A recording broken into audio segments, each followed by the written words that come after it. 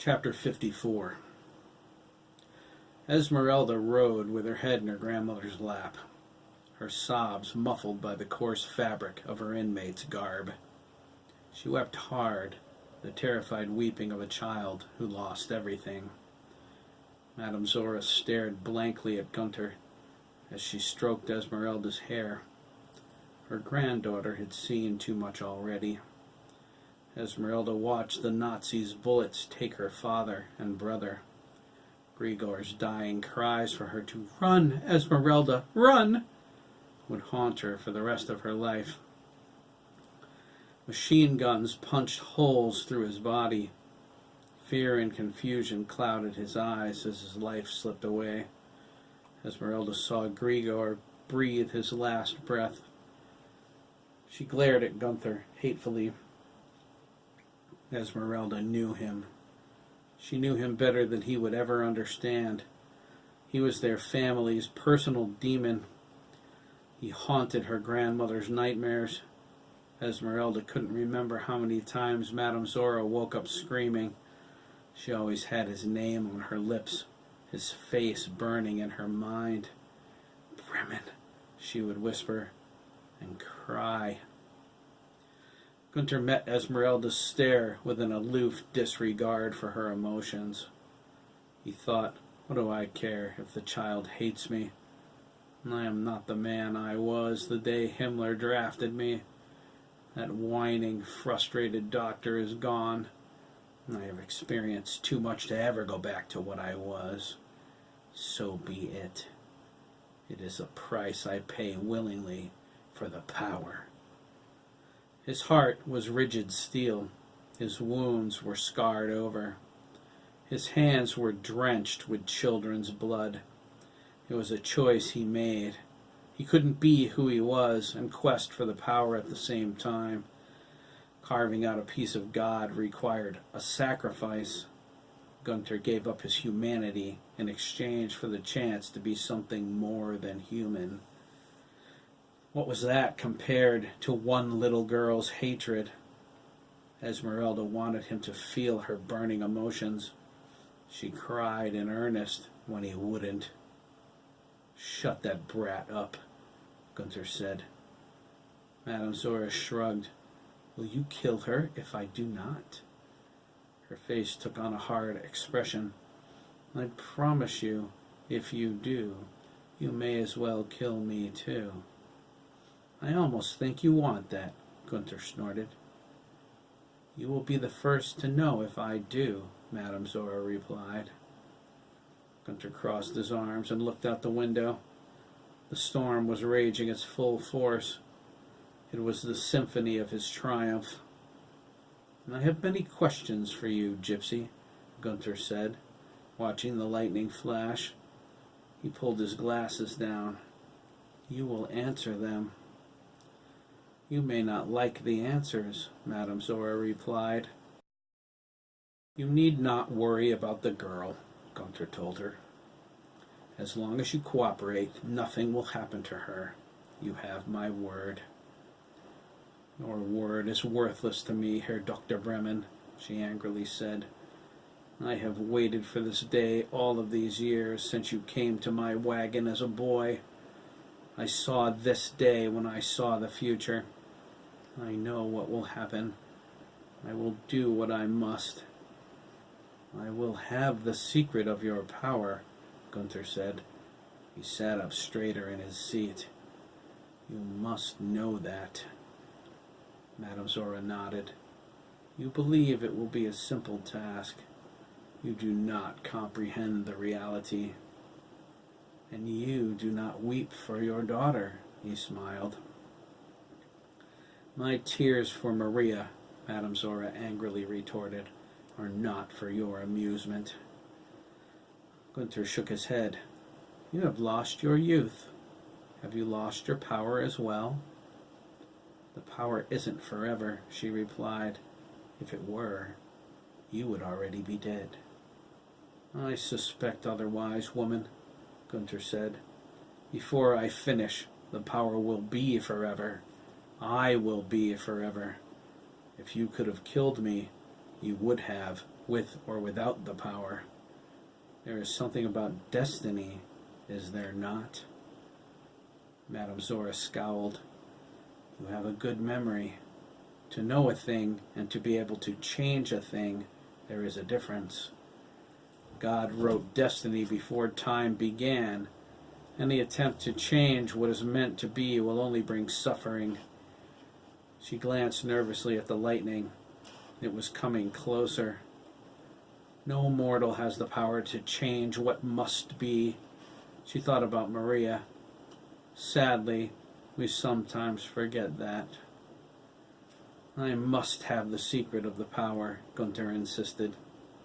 You must tell it to me. I am destined to betray that ancient trust, Herr Doctor. Madame Zora sighed. To save Esmeralda's life. Don't do it, grandmother, Esmeralda whispered. She looked up at her eyes pleading. I'd rather die. Hush, child, she said. You are not yet old enough to understand. Do as I say. You will learn. This much, I promise you. Enough of this prattle, Gunther snapped. You will answer my questions. I will answer, Madame Zora said. You will understand that I speak the truth, regardless of whether or not you like what you hear. Agreed, Gunther nodded. We shall start with something simple. He rubbed his eyes, feeling fatigued. I want to know where the power came from. Our family brought the power with them from Egypt. Egypt it is. Madame Zora spoke reflectively in a tone that suggested the story was an eyewitness account. Of course, that was preposterous. She said the gypsies were driven out of Lower Egypt in the year 1427 by the Saracens. They fled for their lives and made it to Paris, but they were not allowed to enter the city. It was during this exodus in Egypt's desert sands that her descendants happened upon a strange man. He was old, Madame Zora recalled, as if seeing his face. They found him in the desert. He was wounded. Wounded? Gunther asked. Beaten, she insisted. Left to die. My family found him. They risked their lives to help him. He rewarded your family with the power? It wasn't quite that simple, Madame Zora said. The Saracens demanded the gypsies give up their Christian faith and embrace Mohammed. Her gaze became reflective once more. The old man was too weak to travel, so my ancestors camped. They did their best to nurse him back to health. The Saracens found them and demanded my people renounce the Lord. When they refused, the Saracens attacked. Your people were killed, Gunther assumed, his hand on his chin. How is it you survived? Madame Zora held up her finger. They were beaten severely, even the children, but were delivered by the old man they saved. Gunther's eyes lit up. He had the power. Madame Zora nodded. He had the power much greater than we ever did. He attacked the Saracens with unrestrained savagery. She managed a slight smile. None of them survived his first assault. Intriguing, Gunther said. He rewarded my family's kindness with the gift of the power, Madame Zora said. It was a gift as grand as it was terrible. Who was this man? Gunther asked, rubbing his hands together. They were sweating. They never found out, Madame Zora shrugged. They only said his attire suggested he stepped out of another time.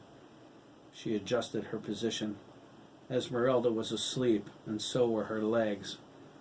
They said he wore a priest's garb that identified him as a servant of Anubis, god of mummification and the afterlife, the patron god of lost souls and the helpless. He spoke of Cyanopolis, the god's cult center in Upper Egypt, the city of the dog. So the secret of the power was passed down through generations? Gunther asked. Yes, as well as the terrible truth of it, she replied. And that is? Madame Zora looked at him with pity in her eyes. The old man cautioned my family against public display of the power. He said others would lust after it, even kill for it. To keep the power from falling into the wrong hands, he bound it to my family. Bound it? Gunther asked. Madame Zora nodded. The power only works on our bloodline. Somehow, the old man changed the original formula, for lack of a better word. He adjusted the composition. Her eyes became fearful. Whenever another has tried to wrest the secret of the power from my family, the results have been disastrous. You are not the first to lust after your own damnation. I will have the power. You will have the means to give the power, Madame Zora corrected, to any member of my family. She looked down at Esmeralda. As of now, you have 2 to choose from. So, the answer brings more riddles, Gunther said. He yawned to Klaus to watch over them if he fell asleep. Klaus assured him they were not going anywhere. Gunther nodded and said, I will find the answer, Gypsy. I will make the power work. As if he had willed it, he fell asleep. Madame Zora lowered her gaze. She buried her face behind Esmeralda. The movement woke her. She shut her eyes tight, calling upon the barest whisper of the power she had left. Esmeralda yawned sleepily. What do you see, grandmother? She asked. Madame Zora smiled. I see that this man will get everything he is asking for, she replied. She kissed Esmeralda's cheek, and he will live to regret it.